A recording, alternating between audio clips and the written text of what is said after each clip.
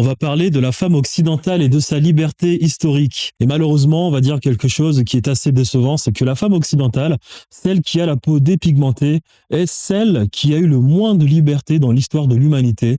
Hein. Et quand je parle même quand je dis même le mot celle, en réalité, je devrais dire peut-être l'humain qui a eu le moins de liberté dans l'histoire de l'humanité. Malheureusement. J'ai vu une vidéo de la chaîne Le Crayon où un professeur d'école était en train de débattre avec un autre professeur d'école pour lui sortir une connerie que la femme occidentale est historiquement celle qui a le plus de liberté. C'est une connerie, malheureusement. Je dis bien malheureusement pour les personnes qui s'estiment être européennes. Historiquement parlant, la femme a commencé à avoir des droits dans un pays en Europe précisément. C'est en Angleterre, en 1918. C'est-à-dire que l'Angleterre était le pays le plus puissant, le plus riche du monde, après avoir pillé le monde entier.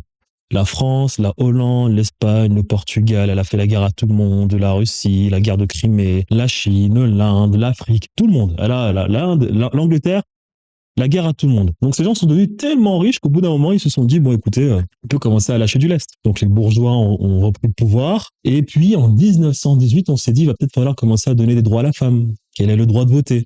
En 1918. C'était un Reform Act, le 5e. À partir de ce moment-là, d'autres pays d'Europe ont commencé à penser la même chose. Il va peut-être falloir donner des libertés à la femme. Mais parlons aussi de la France, par exemple. Savez-vous qu'en France, lors de la Révolution française, il existait une femme qui s'appelait Marie Gouge, Olympe de Gouges, qui, elle, parlait des droits des hommes, les hommes hors de France, à l'intérieur de France, mais aussi des femmes, et qui avait rédigé une sorte de charte pour la liberté et les droits des femmes. Vous savez comment ça s'est terminé ? On l'a guillotinée. Ça, c'est la France. Donc, pendant que l'Angleterre, en 1918, donne certaines libertés aux femmes, 1928, elle donne la liberté, elle va encore plus loin dans cette liberté donnée aux femmes. 1918, on a donné le droit aux femmes de voter, mais il fallait qu'elles aient 30 ans. Et en 28, il fallait qu'elles aient, je pense, 18 ans ou 21 ans. Eh bien, c'est après, je pense, 5 ans plus tard ou 10 ans plus tard, que toutes les femmes pouvaient voter. C'est bien. En France, c'est 1944, 45, on a donné des droits à la femme. 1965, elle a enfin le droit d'avoir un compte bancaire. Donc, je ne sais pas ce que racontait cette prof.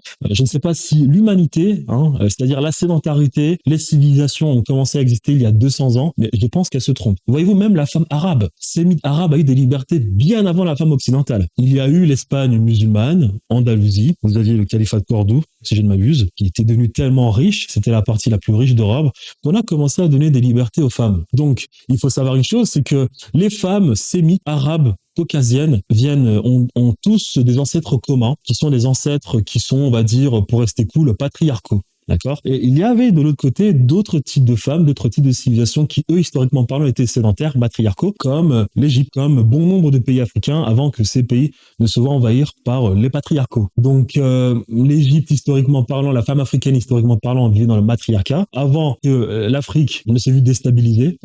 L'Inde, c'était pareil. La Chine, c'était pareil, avant qu'ils ne connaissent eux aussi certaines invasions de certaines personnes étrangères, comme les Mongols. Donc, historiquement parlant, malheureusement, ça fait que 200 ans que la femme occidentale a certaines libertés. Et puis, en plus, on pourrait être même plus rigoureux dans ce statut de liberté. Car, on va dire en France, 1965, elle a le droit de voter. Très bien, c'est intéressant. Mais ensuite, nous avons eu, on va dire, des socialistes, comme Mitterrand qui est arrivé au pouvoir. Et suite à Mitterrand, les choses se sont aggravées en France. Donc, les Français ont vu leur liberté diminuer. Maintenant, on paye près de 80% d'imposition. Donc, je pense que vous n'êtes pas assez con pour savoir que ça, c'est pas de la liberté, quand on paie 80% d'impôts. Donc, historiquement parlant, réellement, combien de temps la femme a été libre ? Parce qu'aujourd'hui, elle a le droit de voter, c'est bien, elle a le droit de donner son avis, elle peut faire des choses, mais pour payer 80% d'impôts, c'est ça de la liberté ? Donc, historiquement parlant, la femme, en réalité, elle a quoi ? 40 ans de liberté ?